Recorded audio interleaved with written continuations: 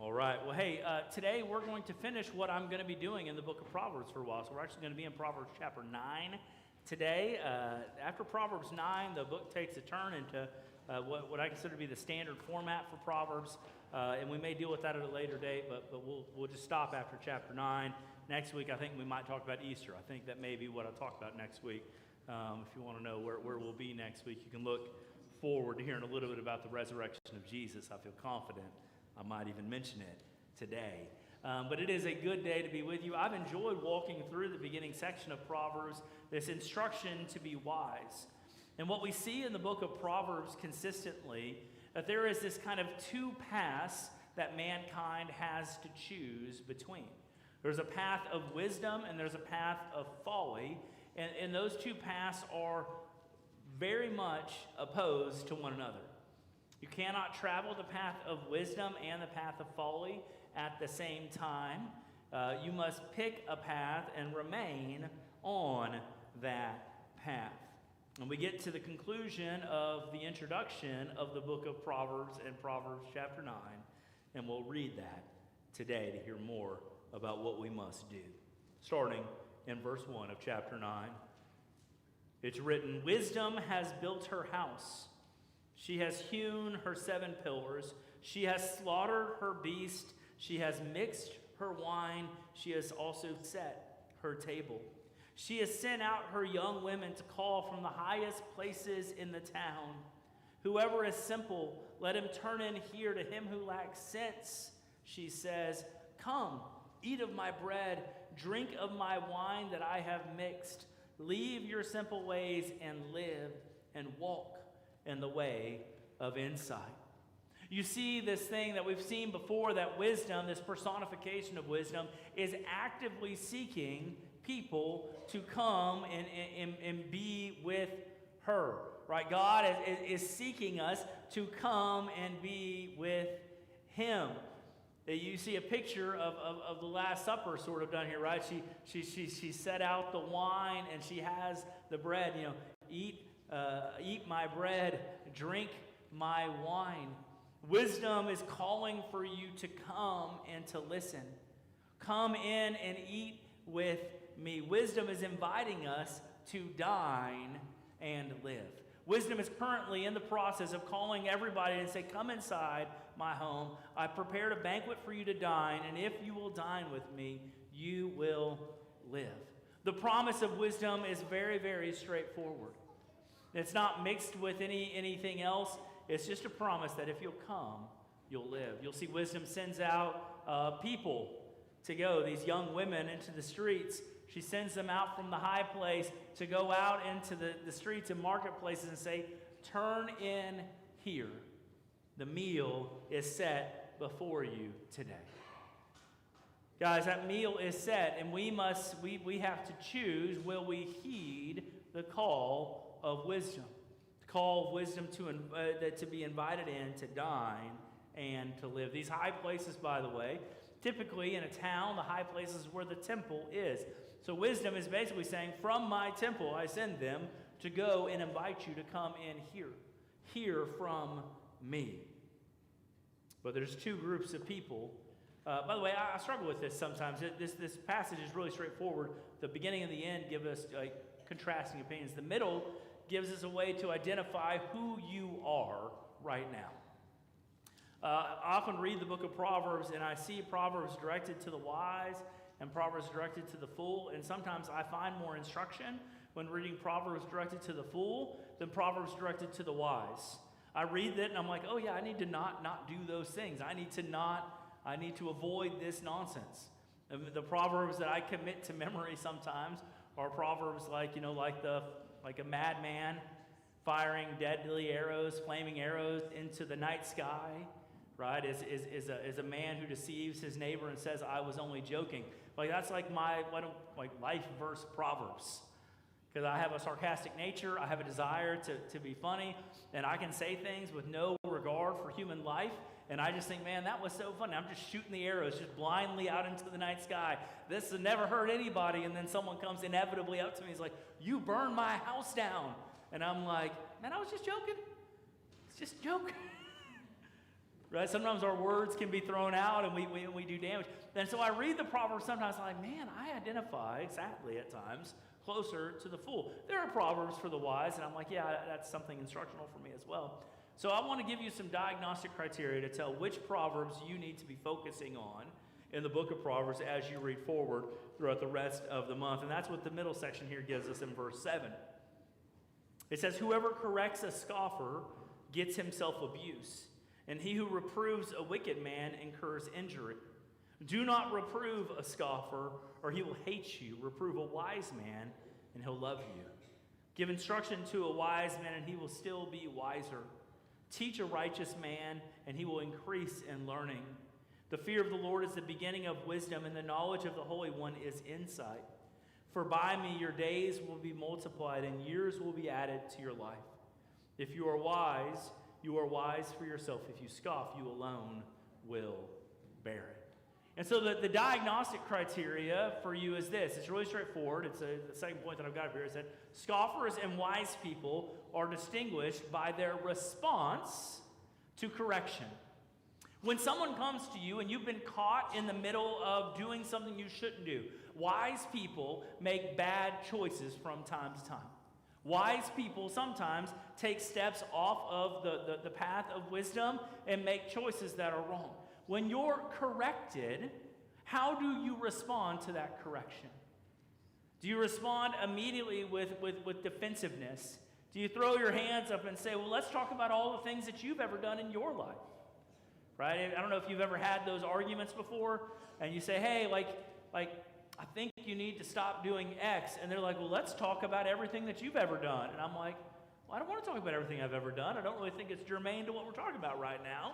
We can talk about what I've done when I do something foolish in that moment. But right now, why don't you want to hear about what you're currently doing? Right? If you naturally have, and I have to caution myself not to have a defensive posture. Because I'm naturally, like I said, like folly is always creeping at my door, and I'm naturally can be very defensive. And so when people come to me to give me correction, I have to, in my mind, say, don't say anything, listen to what they're saying, don't say anything. Because I want to interrupt you immediately. I want to cut off what you're saying. I want to defend myself for whatever it is that you're accusing me of, which I very well might have done, but that's not the point anymore, right? Because I want to defend myself. And in those moments, it becomes very clear, I'm the scoffer. Right? I'm aligning myself with the scoffer and the wicked because I hate reproof in those moments. Right? We need to be open to correction and reproof. Sometimes you're going to hear a sermon and it's going to hit something directly in your life that you're doing wrong. And you may even say, I think Matt is talking about me. I am. Right? I think he's talking about me and my life. Yeah, I probably am. I didn't craft the sermon to think about you. I don't have a picture of on my little Post-it note here and be like, oh, there's Ryan Springer right there. Right? I don't have a special Post-it note directed to you. But if you feel conviction in that moment, there's a tendency for us when we're sitting in the pew, and I've been there plenty, and you feel conviction, immediately you try to throw up these walls against letting God do the business that He needs to do. We don't enjoy facing the reality of what we've done. We don't enjoy it. So if we have the number one, that's not true. One of the sins that I see has been normalized in the church is this nature of cohabitation. Like husbands and wives that are not yet husbands and wives, acting as if they are husbands and wives, living in the same house and doing husband and wife business. And this is pervasive across the church. In fact, if I was to survey this room right here, and you were honest, a lot of you would be like, yeah, no, I did that. Right? And there's something about that, because it's like, well, 2 houses is expensive, and we're going to get married, and we have our rationale. I'm not going to try to get into all that. But when someone comes and mentions that to you, when you immediately feel defensive, there's a problem there. I've talked to people who've gone through unbiblical divorces that have no biblical cause. And I'm like, yeah, I'm grateful that God has brought you through that and put you where you need to be in your life. I really am. I'm grateful that God puts messes back together and makes good things out of it. But when they talk about their divorce, they talk as if it was God's will for them to be divorced in that moment. You know, like, this is what God wanted me to do. And I'm like, it's not. Like, you made a mess, and now we've reached the end of the mess. But that wasn't God's, like, will. It's not the best thing that could have happened there. And sometimes we're caught in the current, the now, that we struggle with it. But when we immediately, like, scoff back at it, well, you don't understand my life. You don't know what's going, preacher, you don't know what it's like to be me. You don't understand what's happening there. Well, what about all the things that you're telling me you've never done anything wrong? You stand here self-righteous saying, I'm not saying any of those things. I'm just saying that there are things sometimes that we do wrong, and we need to be open to correction. And that starts with the guy standing right behind the pulpit right here, okay? It doesn't start with you. We need to be open to correction. I am so grateful for this church. I've been the pastor of this church for just a little over 11 years. And when I got here, I was 33. I saw a picture of me when I got here. I was 33. My beard was still darker colored. My hair was just starting to turn a little bit white. You guys have aged me severely.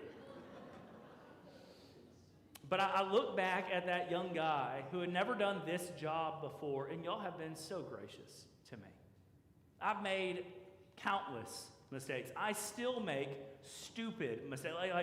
Like mistakes where when someone's like, hey, why did you do that? I'm like, yeah, I'm just kind of an idiot, I guess. Like, that was just really a bad thing. Like, I'm so grateful for y'all. Y'all been so gracious to me. But I have to be humble now that I've been in the job for so long, to whenever I do the stupid thing, that you can come to me, and I want you to feel the freedom as a fellow believer in Christ to come to me and say, hey, preacher, we need to talk about this. And then I'll tell myself, don't talk, listen, don't talk, and I'll try to hear what you have to say.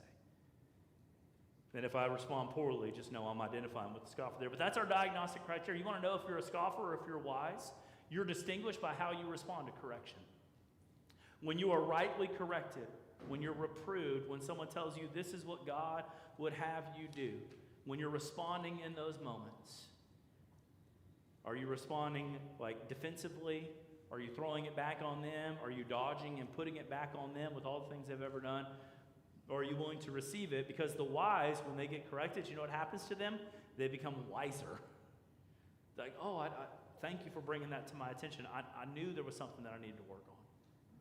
I'm going to work on that. Guys, there's wisdom in hearing correction, and we need to be open to that. So we have the two different types of people. Wisdom is begging you to come in to eat with her. She has set the table. She has laid out the bread. She has laid out the wine. She says, share this meal with me. By the way, your eyes should definitely see Christ there. And now we have wisdom's counterpart, folly, verse 13. It says, the woman folly is loud. She is seductive and knows nothing. She sits at the door of her house. She takes a seat on the highest places of the town, calling to those who pass by, who are going straight on their way. Whoever's simple, let him turn in here. And to him who lacks sense, she says, stolen water is sweet, and bread eaten in secret is pleasant. But he does not know that the dead are there, that her guests are in the depths of Sheol.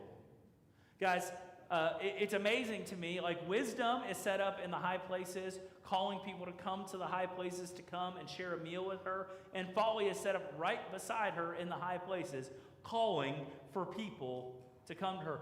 And who are they calling? They're calling the simple, right? They're calling the one who lacks sense. You say, Matt, I'm not simple. I don't lack sense. And I say, well, maybe you do. Because wisdom and folly are calling for us at the same time. They're addressing the same crowd. The same person is hearing two different messages.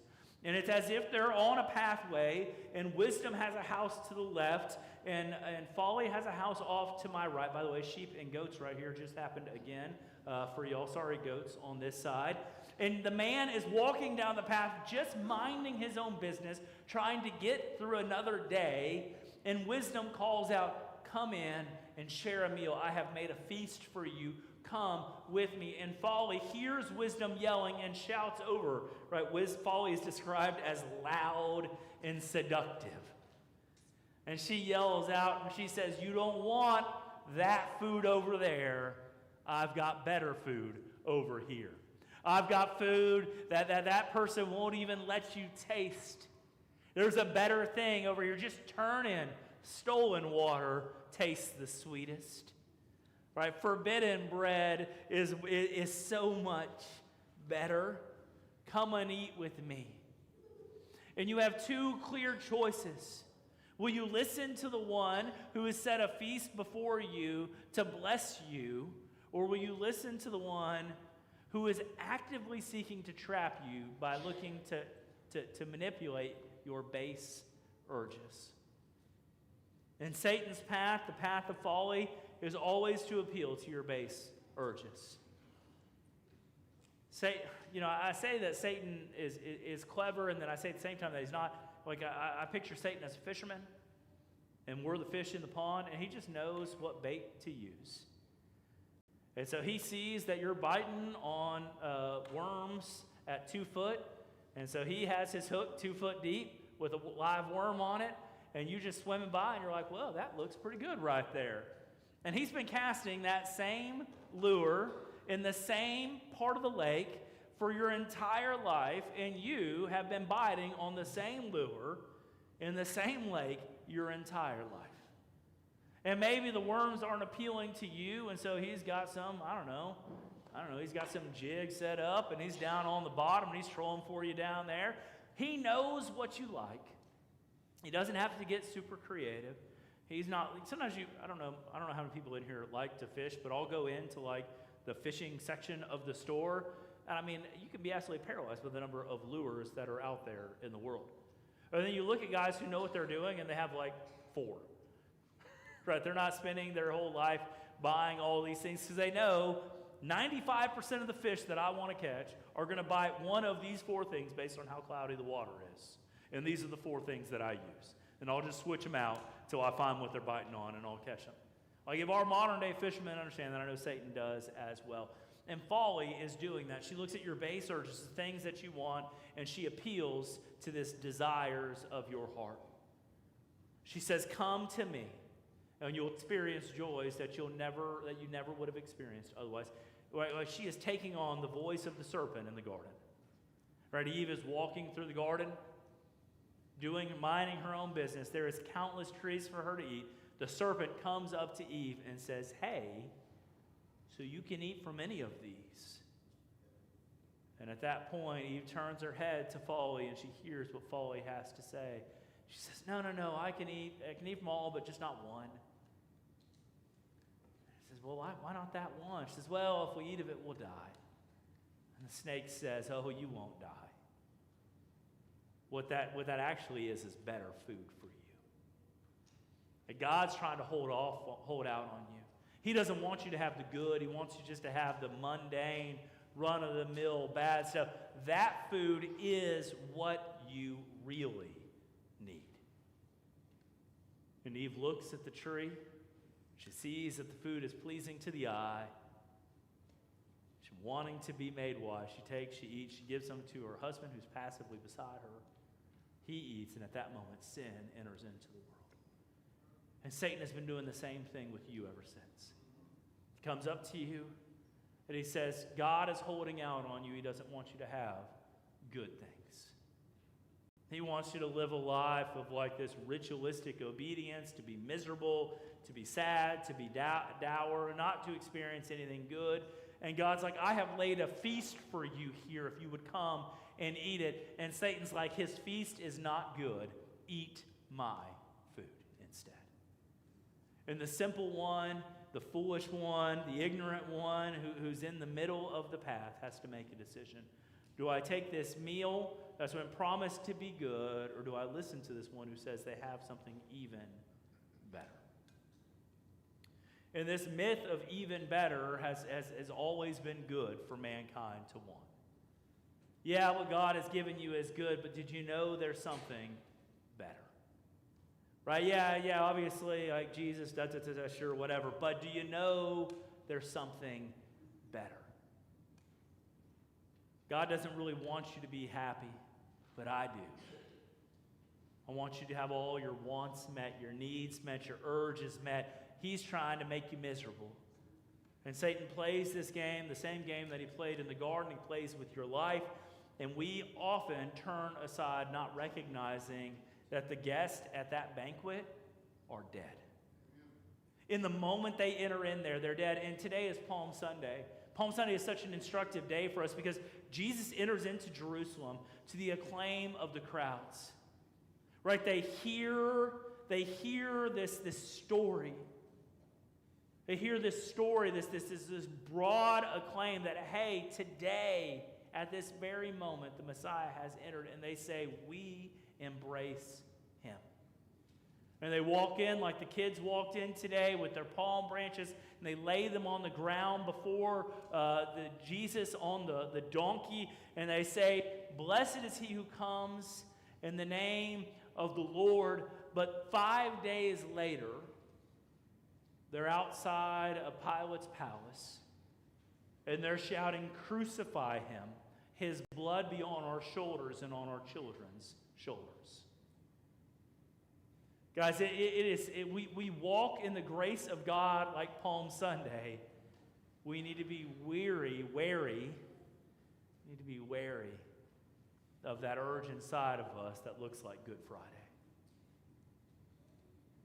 Guys, we can be fickle at times, and we can trade in the truth of God for the lie of Satan, and it can happen so quickly. So we hold fast to our confession. Today, guys, we need to choose where we're going to make our home, and we need to choose to make our home in wisdom. We need to choose wisdom. Joshua, when he crossed over, we'll go back before that, right? Moses, at the end of his time, set the Israelites between two mountains.